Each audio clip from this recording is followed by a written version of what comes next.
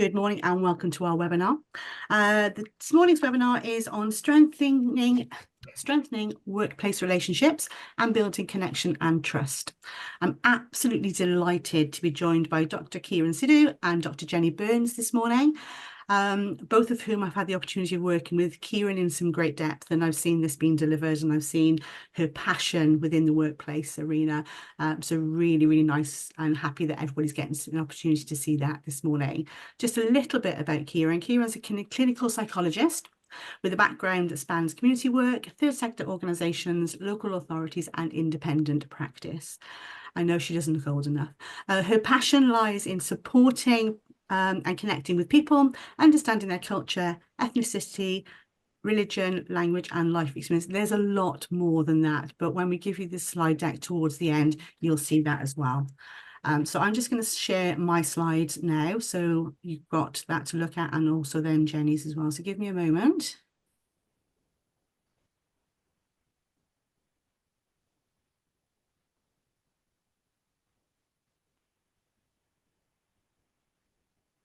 All right, so that should now be a nice big screen for everybody to see. And there is Kiran. Okay, now moving on to Jenny. Jenny has spent the last 20 plus years working and studying the world of mental health and well-being. She's worked in the charity and statutory sector as a mental health practitioner and various senior manager roles. Again, there's a lot more on there that you can read at your own leisure as well, but just really wanted to keep this to a minimum. She does actually have a particular interest in strengthening community capacity to prevent mental ill health. Now, a little bit about us. Now, those of you that are aware of us, you know what Platform's mission is. Now, our mission is to change the dominant narrative around mental health and also to make our helping systems work better for people. We do that by advocating the role that trauma, life experiences and socio-economic circumstances have on our mental health and the ability to heal. And also looking at the helping systems by changing how we provide services to people in distress. We have been fortunate to support over 15,000 people this year. We have over 150 projects and services running at the moment, and we employ over 300 staff. We're also proud to be working in 5 Welsh health boards in the 15 local authorities. As it then says on the right-hand side, this is within the crisis prevention and home arena, the employment, volunteering and development arena, children and young people and families, and then where we currently sit, which is the well-being. The well-being is the newest part of the Platform family. And what we've done, we've taken our experiences and everything that we've done within Platform and then taking that to the wider audience and providing training and support and therapies with respect to everything that we've learned and supporting people moving forward. And without further ado, I'm going to hand over to Kiran, who will then start enlightening us and educating us with respect to workplace relationships. Thanks, Mary. Thank you. Good morning, everyone. So my name is Kiran and I'm a clinical psychologist working at Platform Wellbeing, but I also spend some of my time working in the NHS and social care. So welcome to today's webinar on workplace relationships, which I feel is an important topic that impacts our wellbeing and productivity at work. And I'm sure all of you know that workplace relationships matter. And I'm sure you've all worked in different places, some more healthier and enjoyable than others. So in today's webinar, what we'll cover is why healthy relationships matter, what happens when things go wrong, and the importance of boundaries, emotional regulation, and rupture and repair. So to begin with, this is a bit of an invitation to you guys. What I'd like you to do when I share this presentation is to think about how closely your team relates to what I'm talking about. And if there is anything you could do at the end of this to make workplace relationships more positive or psychologically safe. But I also know everybody has some sort of stress at work. and it can be really difficult, and I'm aware that you'll all be in different positions and I don't have all the answers, but I'm going to share some research and some concepts, and hopefully you'll be able to go away and think about it and perhaps apply it to how you can feel safer and happier at work. Yes, sorry, next slide, Mary. So why do workplace relationships matter? So we spend a significant part of our lives at work. The average person spends 900,000 plus hours of their life at work. So it makes sense that the quality of our relationships at work can influence our mental health, job satisfaction, and performance. So I think we can all agree that dynamics at work have changed since COVID, with more than 40% of us working from home, which brings challenges, but also we are collaborating and connecting in new ways. So when relationships are strong and respectful in the workplace, this creates a positive culture where people can thrive, but unhealthy dynamics can lead to stress, burnout, and disconnection. Next slide, please. So what does the research say? So there's been lots of research on kind of team environments and culture and workplace relationships. But what the evidence is pointing to is that teams tend to thrive in environments that are actively supportive and encourage teamwork and peer support. But also high-functioning teams are often characterised by good communication, minimal conflict, and high levels of collaboration, coordination, cooperation, and participation. And they are all the factors that are closely tied to the quality of relationships within the team. Sorry, can we go to the next slide? So essentially what the research is saying is when work relationships are built on things like trust, mutual respect, appreciation, collaboration, clear communication and transparency, they create the conditions for people to feel safe and valued and able to thrive at work. Next slide, please. But when those connections are strained, you will feel all of these things. So you'll feel reduced trust. There might be a lack of open and transparent communication, a lack of flourishing and creativity. There might be a kind of like a blame culture and defensive practices. And this then can increase burnout. And the impact of all of this is felt across the whole team, and then stress rises and morale kind of drops and people start to disconnect, and it can make work life and sometimes home life much less enjoyable. Next slide, please. Okay, so I just want to spend a little bit of time thinking about examples of strained workplace relationships. So this one here, the first example, says a manager within the team was very committed verbally to relational-based practice. However, as a person and manager, she would rarely say hello or smile or acknowledge people, for example, when walking past them or making a cup of tea. I mean, you might have seen this in your own workplace, but I think it's important to point out that managers are human too. And, you know, they can get things wrong and often they don't have the right training. But also, on the other hand, it's important to highlight that sometimes we've been on the training and we've been trained on things, but if we're really stressed, we can't put that training into practice.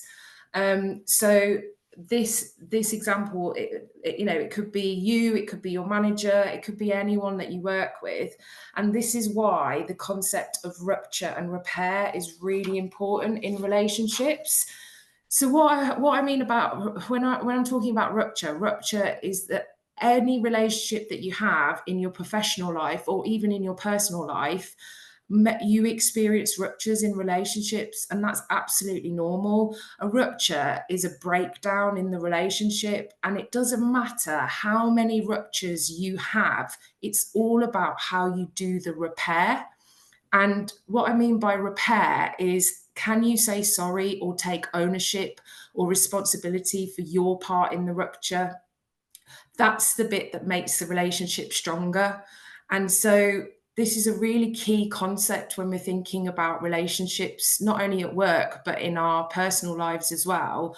Are we able to stand back and reflect on what's gone wrong? It's all right. Everyone makes mistakes. To be human is to be imperfect.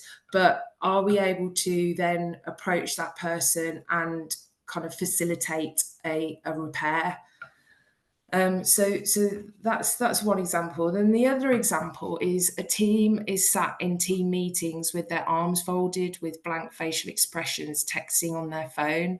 So if we think about workplace relationships and how they can be strained, this one you might have experienced as well. And I think this is around where team members might feel a lack of trust, or there's disconnect, and there might be a lack of boundaries as well. So being in a team meeting and texting on your phone, is that okay or is that not okay? How are boundaries being communicated in that setting?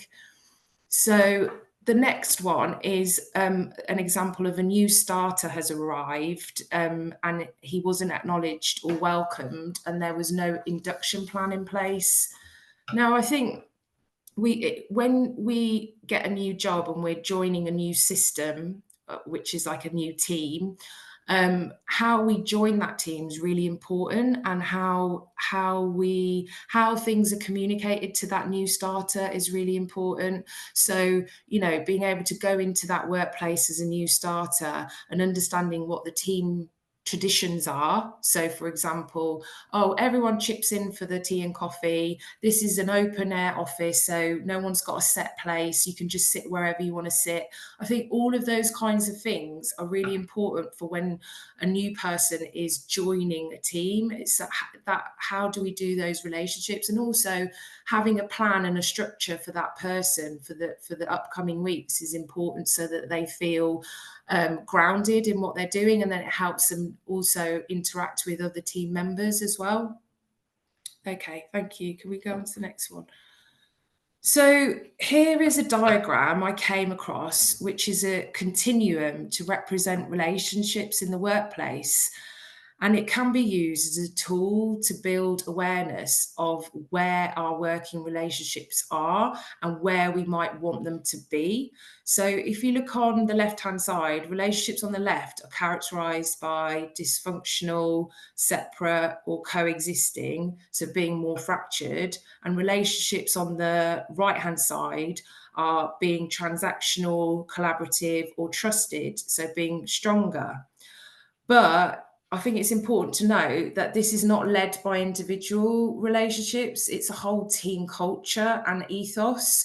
And this can shift according to where you're at and where other people are at. So it's not fixed, it's not set. It's trying to think about where those people in that system, in that team are at.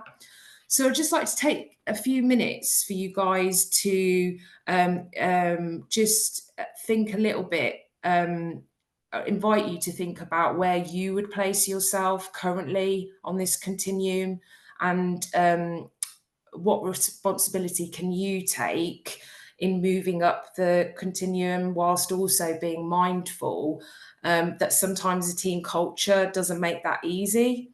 So just to have a little think about that. Can you do anything differently? And it'd be interesting to know in the chat, are there any opportunities in your workplace to stop and think and reflect on this stuff about relationships and team dynamics and culture? A lot of the time we're just on that hamster wheel, and we don't come off that hamster wheel and create deliberate thinking spaces to think about actually what's going on in this team and what's happening with the team dynamics and culture. Okay, next slide, please.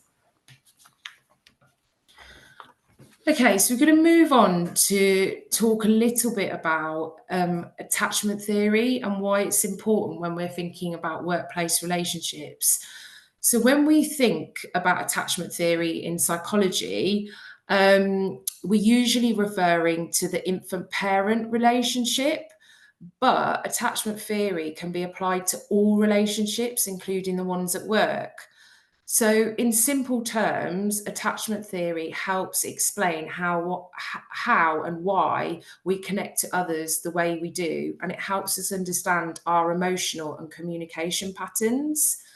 So attachment theory can help us think about our own relational needs in work, understand what healthy relationships look like, but also notice when things are going wrong and help us then move into more of a space where we can think about building psychological safety, agency, connection, and trust.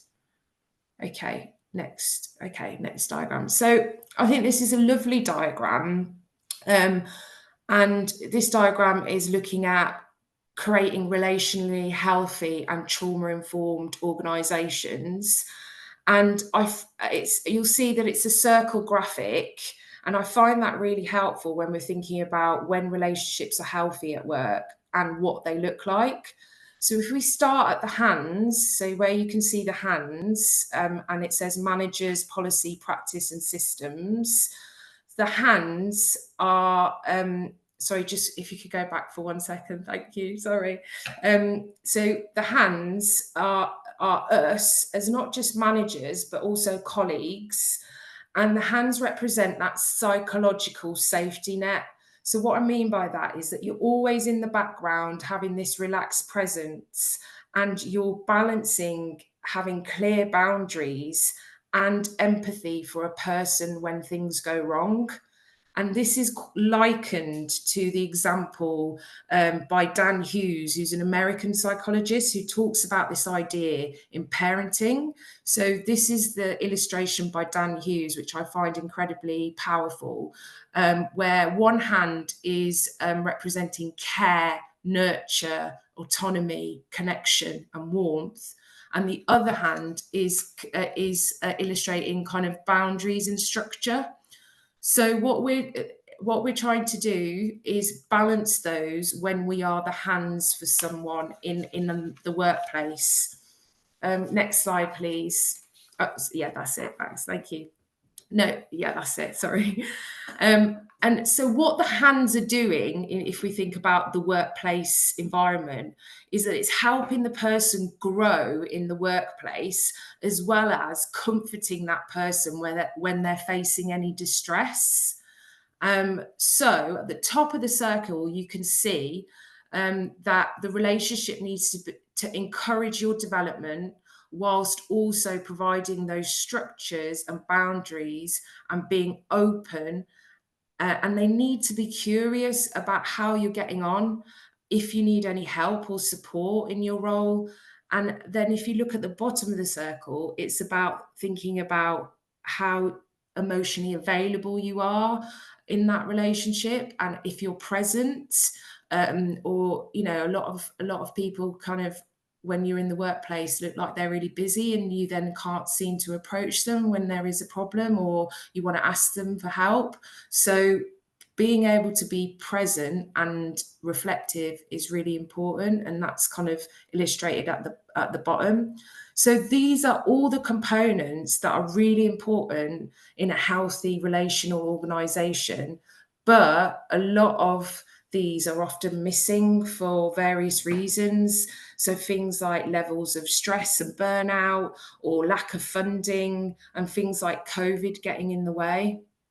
But I think my main thing here, what I'd like to kind of really stress, is the importance of boundaries. So how do we do boundaries in the workplace?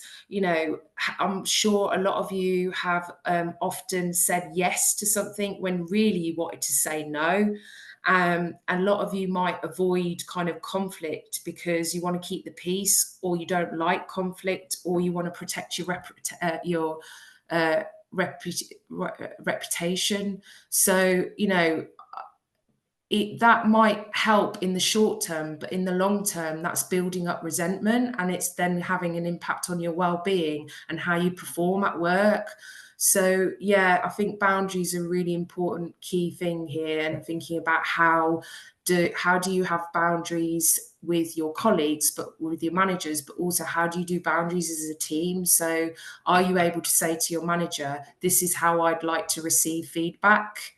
Is your manager able to delegate tasks appropriately?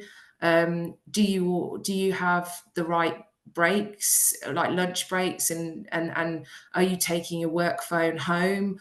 You know, are people entering in office gossip and all of that kind of stuff? So it's really important to try and think about what do boundaries look like for you as an individual, but also as a team.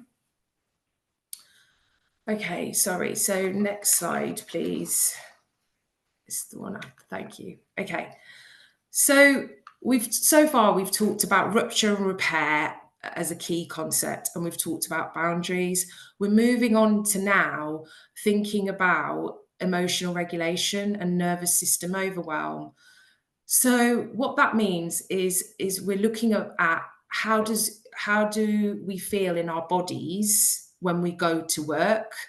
So you may not have heard of polyvagal theory. It's a really nice way, in my mind, of understanding how we feel safe within our bodies. And obviously, when we're talking about workplace relationships, the safer we feel and the more connected we feel, the better we are at our jobs and the more we enjoy our jobs. So I'm not going to go through this in any detail because I don't want to overload you, and because it's a big model and I can't talk about it all now. But what I am going to say is that the aim is to be at the bottom part of this diagram. Can you see the green bit there? Where we feel connected, we feel mindful, we have compassion, we're curious. So the aim is to be at the bottom part of this. But when we have increased levels of stress, we go up to the fighting or the flight or the fawn responses. And when stress is even worse, we go up to the freeze response. And these are all the things that can happen when our workplace feels really unhealthy. Okay, next slide, please. So I really love this little kind of quote that I wanted to put in here, which is, you can only be as regulated as the people you interact with on a daily basis. And I think it's just helpful for us to monitor where your nervous system is at. So how are you feeling in your body when you're going to work? And it's not about like seeking perfection or ruling out any kind of distress. We all have a common experience of experiencing distress. So it's not about hiding away from it. It's about recognizing it, naming it, and in the process, think about how do we hold that tension whilst also trying to do our work and look after ourselves the best that we can. Okay. So these are the important, I'd say, take-home messages or key points that I'd like to kind of go through, really. To start off with, it's, before we talk about strengthening the relationships and thinking about well-being in the workplace, it's really important to say that you're part of a wider system. And if that system feels broken, it's really hard to make changes. But there are some things that you can do. And these are some of the things that you can do. So number one is monitor your nervous system. So thinking about that graph, are you able to think about where's my nervous system at this morning when I'm turning my laptop on or walking into work? Am I feeling in that green zone, or am I in that fight or flight or fawn response or freeze response? So that's kind of monitoring your nervous system and how regulated you are. And if you can do that, then maybe you're able to then also think about when other people are struggling at work. And if they're struggling and you can see that they're struggling and your nervous system feels regulated, are you able to be emotionally available for them and present for them? Are you able to listen and validate, or just physically be there during a real stressful state that they might be experiencing? So that's number one. I think number two is about thinking about our daily interactions and the language we use. I think language is really, really important in the workplace. An example, even last week, was that I was in the office, and one of the business support officers kind of made a comment about another colleague by saying, "Oh, Mary's late again, and the excuse she's given me is that her car's broken down." And, I think it takes a lot of courage, but I think it's really important if we can call out some of that. And, so I said to this lady, "Oh, do you mean the reason she gave you?" So I'm kind of reframing that. So she was saying excuse that this person had given, and I'd reframed it to, "Oh, the reason." Because I think that sometimes, language can be very shaming and punitive and critical. But if we can try and hold that compassion for people, then I think it helps us in our daily interactions and the feelings that might be conveyed within the team. Because as we know, feelings are contagious, and then those can be passed on. So the third point here is that a culture of appreciation, thanks, acknowledgement, and validation is really important. So, how in your team are people's unique skills and assets seen and noticed and valued and utilized, even? So, thinking about how do we communicate that that person's skills, are really seen and valuable. Okay, and then the next one is thinking about how we can get a solid understanding of each other's roles, because I think this is really important. And I think that sometimes we think we know someone's role, but actually, we don't. I get a lot of that in my kind of role as a psychologist. Oh, so you just do therapy? You do therapy? But it's no, I actually do a lot more than that. So, I think understanding people's roles is really important, because then you're able to ask for help if you need help or support, and then you're also able to bring up problems and tough issues with people if you understand their roles. Then, we've talked about boundaries in previous slides, but I think boundaries are really important. Time and time again, the amount of times that I hear people say, "I'm fine," but actually they're really not fine, because there are no clear boundaries within that workplace. So, thinking about boundaries, are we able to say no to tasks? Are we able to have uncomfortable conversations with colleagues and managers? And, make those deliberate spaces for thinking time around how do we do boundaries in the workplace. It might even be like, I noticed that one of my colleagues' boundaries is that when I know she's busy and writing a report, she puts the headphones in. And, that I can then understand not to interact with her because she is busy. So, there are different ways of having boundaries, and I think that's really important. And again, how do we do rupture and repair in our workplace environment? Does your team culture help people learn from mistakes and be human? Or is it quite shame-inducing, and people are receiving punitive responses? So it's almost as if you can't make a mistake. So yeah, just thinking a little bit about that. Next slide, please. So this is my final slide, and I really like this slide because I think change is really hard, and changing workplace relationships can be really hard, and we may expect things to go in a linear way, but the reality is that it's really messy. And workplace relationships are complex, and it's a journey. And setback, if you have setbacks, that's okay. They aren't failures. They're helping us to learn, learn what we are doing versus what we are not yet doing. And I think that's something that is helpful to reflect on. Okay, thank you. Thanks for listening. And if you've got any questions or reflections, please pop them in the chat and we'll talk about them at the end. Thank you very much indeed for that, Kiran. What I'm going to do now is I'm going to hand over to Jenny, who's going to go through some storytelling with us. I'm really, really excited to hear this bit. Thanks, Mary. No pressure. Well done, Kiran. That was really, really interesting. Hi, everyone. Great to see you, for those I can see, but great to have you here. Thank you. I was going to just tell you just a moment about storytelling. And they're an art form of sorts, aren't they? Stories. And they're really interesting ways of relaying feelings, experiences, things you've been through, etc. And I've got lost in stories. I'm sure you have as well. And I've loved watching my kids engage with stories, and now my myriad of grandkids as well. So if you think of them a bit like a diamond, whichever facet you look at on a diamond, you can see a different colour or a reflection or even a different shape. And two people can be looking at the same facet of a diamond and see something completely different. So I've composed a story for today. It's based on some of my work experiences and others.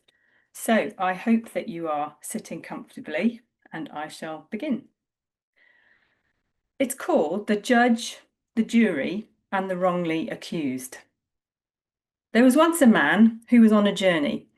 He travelled far, lived in many different towns, and met many different people, and undertook many different jobs. Every time he was employed or volunteered, he gained more wisdom. And each piece of wisdom was like a little smooth gold nugget, which he would place in his backpack. Interestingly, instead of his backpack getting heavier, it got lighter as he added these gold nuggets of wisdom to it. He wore bright green trousers and a clean, crisp shirt. Even though his hair was grey, his smile got wider. Even though his body aged, his peace of mind and spirit grew stronger. The wisdom he gained while working was learning about compassion, healthy relationships, collaboration, respect, valuing others, equity, flexibility, empowering others and allowing them to flourish. He gained the knowledge in creating team, working to others' strengths and honouring talent and trust. Even with this full backpack, his spirit skipped along the path as he entered a new town and started a new piece of work. But this employment was different. On his first day, he noticed younger faces, but no smiles. He noticed sad and fearful faces, trapped faces. They seemed weighed down, but by what? He asked himself. Their backpacks of wisdom seemed empty and not full like his, but their shoulders were slumped, their necks straining forwards as if there were huge weights inside of theirs. What a puzzle, he thought to himself. But his buoyant and positive attitude and backpack of wisdom sustained him for the first few months until one day he noticed the poor treatment of one of his team. She was belittled and ignored during one meeting, and it made him really cross. The next day, he discovered that money was not being spent how it should be, and not reaching those it was intended for. The day after, he found that customer requests and their paperwork was 6 months late. And the day after that, he learned he was talked about himself in a derogatory way behind his back. The man was shocked. "What is this place of work?" he said to himself. "I'm surprised it functioned at all." He investigated his own backpack and for some of his gold nuggets of wisdom and hauled them out into his mind, so he could not stand by and see someone put down like that, or money misspent, or customers not being treated with kindness, and the name calling. So he called a meeting with the boss in her office. His colleagues looked surprised and afraid that he'd asked for this meeting, but said nothing. The day of the meeting arrived. He had never been into the boss's office before. The boss's administrator was sitting by the door. He assumed she was expecting him, but she did not greet him. She was dressed in grey. In fact, her desk was grey, her chair was grey, and her clothes were grey. She nodded in a grey way and held out her hand and said, in a grey way, "You can leave your backpack here, security and all that." The man wondered what the boss was afraid of, that he couldn't take his backpack in with him. The only weapon he had concealed in there was his wisdom, but he complied, dumped his backpack, feeling bereft, and knocked politely on what seemed the biggest, most ostentatious oak door he had ever seen in his life. When he heard "Enter," he had to stand on his tiptoes to pull down the handle, and as he pushed the door, it creaked open with a scary ghost film set creak. He had no idea what to expect. Inside was dark, but as his eyes adjusted, he could see that he was in what looked like a courtroom. There was the boss sitting in a church deacon-type chair, wearing a judge's wig at the front, and to the side was a little puddle of faces sitting in jury pews. Some of the faces he recognised as his work colleagues. They weren't smiling. They were expressionless. The whole room was oak, and the windows were draped with huge, long, dark curtains. Everyone seemed much larger than life. The man felt very small, as if he'd entered a parallel universe of some sort. For the first time in his life, he was afraid of his workplace. A million questions ran through his mind. Have I done something wrong? Why do I feel so small? Why do I feel naked now, stripped of my backpack of wisdom? The boss sat at her judge-like bench, and her giant wig, which looked rather more like a mouse nest and made her seem another 6 inches taller, went to stand. The expressionless jury stood too, like they were on automatic. She pointed her finger to indicate where the man should go. The man clambered into what seemed like a defendant box, and he had to stand on the seat to see over the top. It was so big. And with a flick of her hand and a parachute-type fluff of her skirt and gown as the air caught it, the boss sat, as did the jury at the same time, like they were in some kind of synchronized swimming competition and were being judged for their ability to do exactly what the lead was doing. They would have scored a 10 for sure. The man couldn't sit because he would not have been able to see, so he stayed standing, trying to keep his balance on the chair. The man felt drawn into this world of judge and jury like it was real. He felt alone, bewildered by the power in front of him and belittled by his lack of power. There was no defense counsel for the man, no witnesses, and he was allowed strictly 1 minute to state his case, which he had to shout because for some reason, when he had shrunk entering the courtroom, so had his voice along with his vocabulary. The boss did not address the man by his name. She did not regard the backpack of wisdom he had brought with him as anything of worth, hence having to leave it outside the door. The backpack was a security issue in some sense. It made her feel insecure. She used her size, her power, her knowledge, all of the things policy-related to damn the man and his case. After a laboriously long speech where no one else was allowed to speak, actually there was no one else who could speak, she summed up. "How ridiculous," she said. "How bizarre," she retorted. "How untruthful," she stated.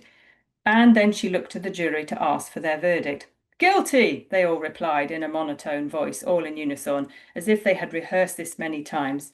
And so, the boss, in the ridiculous wig, which had now fallen slightly to the left, "This case is not upheld, and you," she pointed her giant finger towards the man, "will not cross me again. Do you hear? You are guilty." The man tried to ask, "Guilty of what, please?" But now his voice had disappeared. He felt vacant of ideas and knowledge and felt like a tiny mouse who could live in that stupid wig rather than a man who had gained so much wisdom over the years and had so much to offer. The boss, in the now very lopsided wig and looking even more ridiculously scary, left the courtroom in a flurry of skirt and cloak. The door was slammed behind her. The jury did the same, but rather they shuffled out in a grey way. The man scrambled down from his even bigger defendant box, feeling like a guilty man, assuming he must have committed some kind of crime, but of what he did not know. He now couldn't reach the door handle, so knocked on the inside to be let out. The grey, expressionless administrator opened the door and let him out. As he walked through the door, he scooped up his backpack, and life returned to normal size. Or did it? His backpack seemed slightly heavier for some reason, and he noticed he was straining to carry it a bit more as he returned to his desk. He also noticed that he wasn't smiling, and his trousers were greyer, and his shirt was no longer white. Or was it just the light?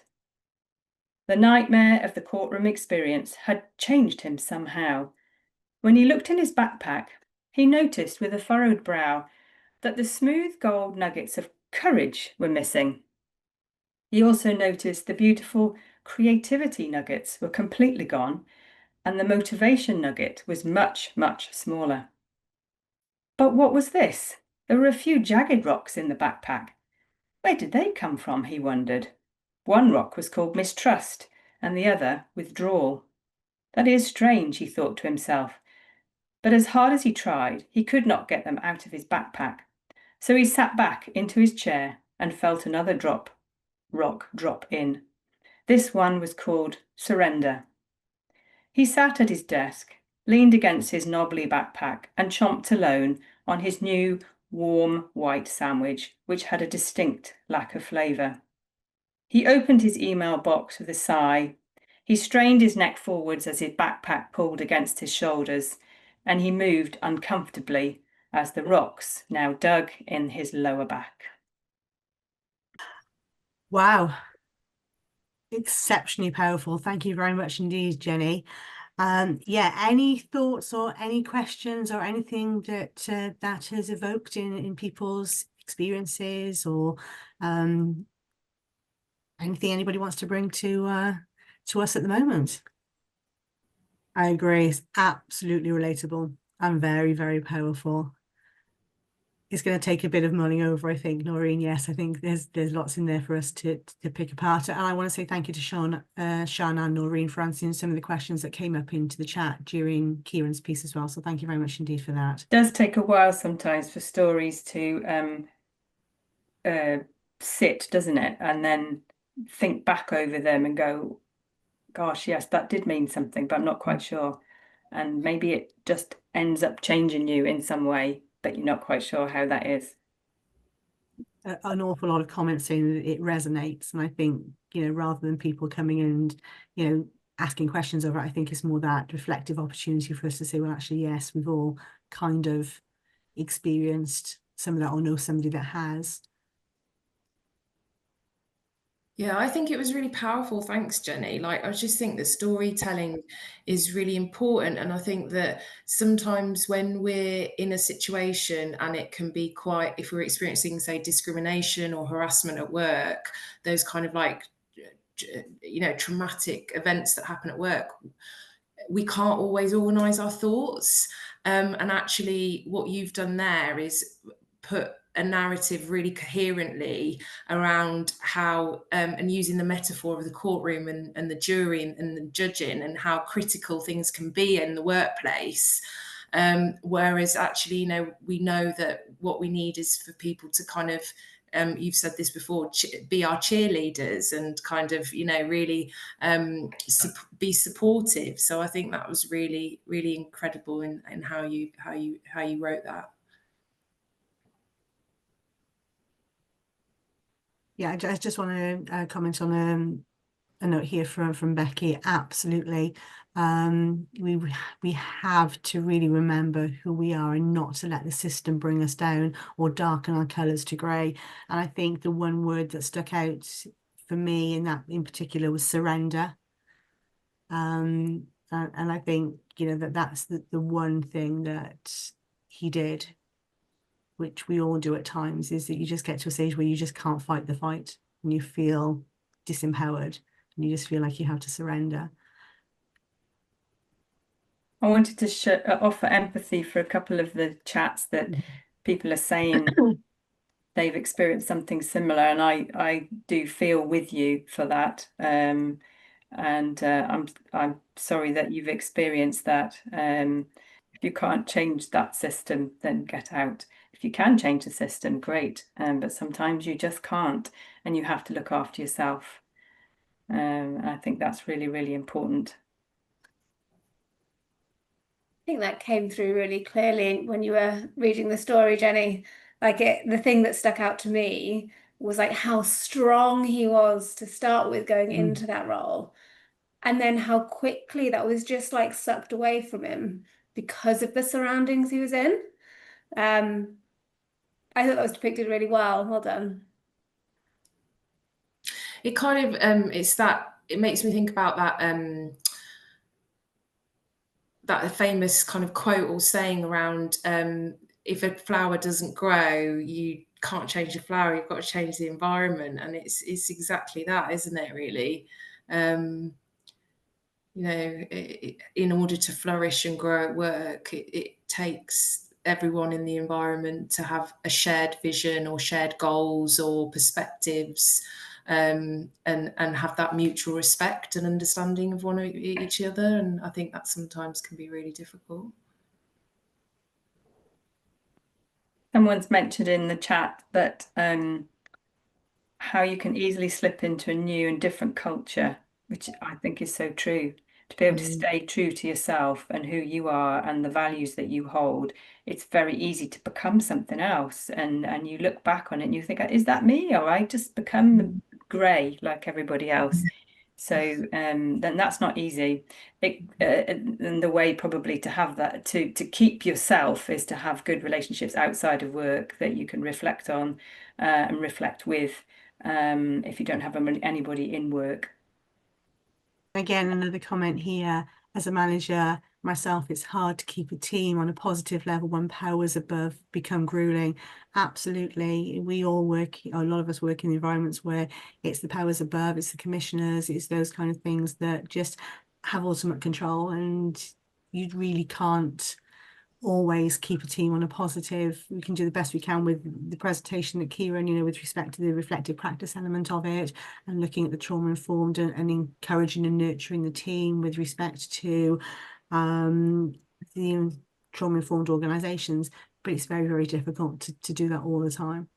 Be interested to know what from today, people could put it in the chat if they wanted, anything that they might be taking away today that either they're going to do something about or change something, or an action they're going to take. I'd be interested to know about that.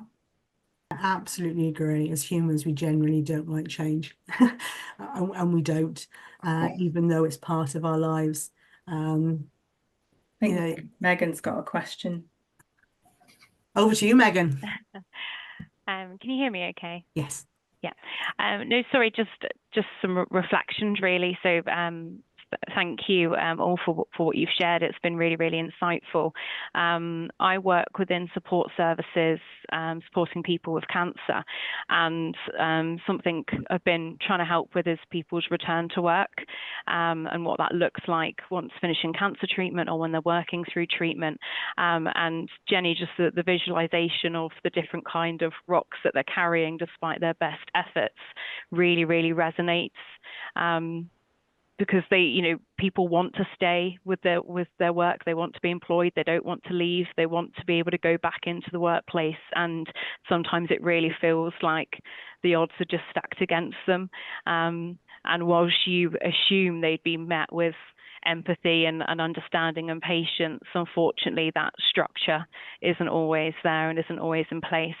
And equally, I've been trying to work on training for employers on how they can be more supportive when people are going through cancer and returning.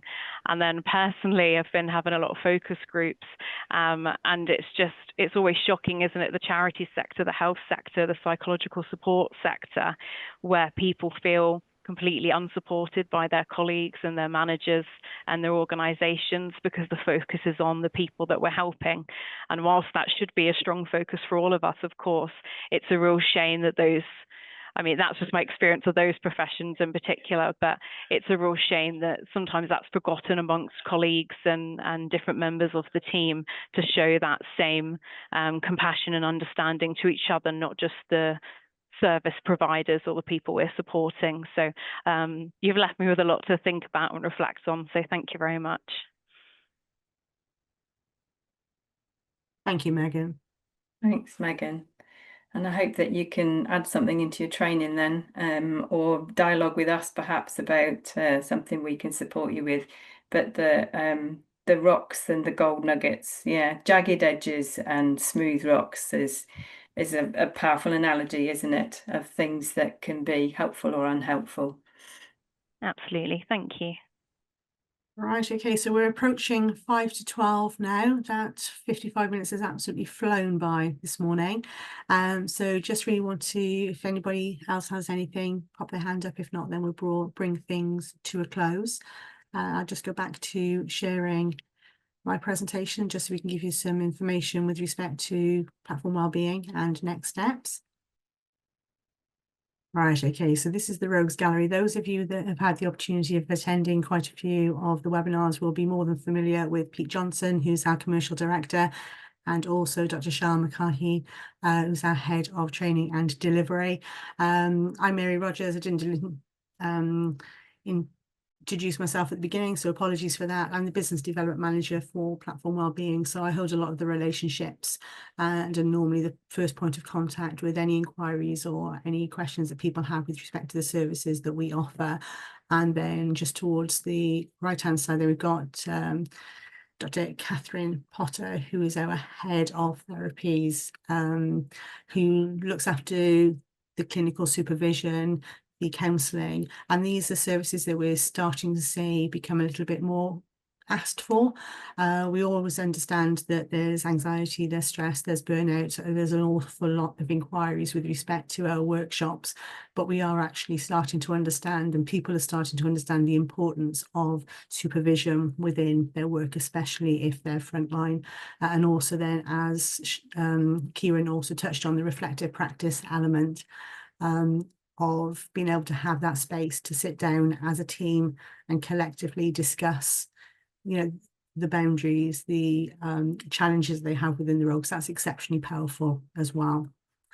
So what we support, again, as I said there, we offer the training workshops, and that's on burnout, stress, anxiety. We do the reflective practice, but we also focus very much on the strength-based working and creating the conditions for strength-based working, clinical supervision, as I touched on there, and our relational approach to mental health, which is a more non-medicalized looking at mental health first aid. So it's looking at the environment in which you work and you've been nurtured or not nurtured, as opposed to looking at things that are clinically diagnosed that may potentially be wrong with you, or that's how it's perceived. We're also looking at the coaching element as well. All of this will be sent to you, so if there's anything there here that resonates that you think you'd like to have a little bit more information on, please by all means reach out to me or any of the team that are on the call. We've got some digital resources there. Again, you may or may not be familiar with our Manifesto for Change, a webinar series that we've already gone through that you can access, and our Heart of Help. And then we've got a little bit of reading. You know, Brené Brown, we refer to an awful lot with respect to our presentations and the training that we do.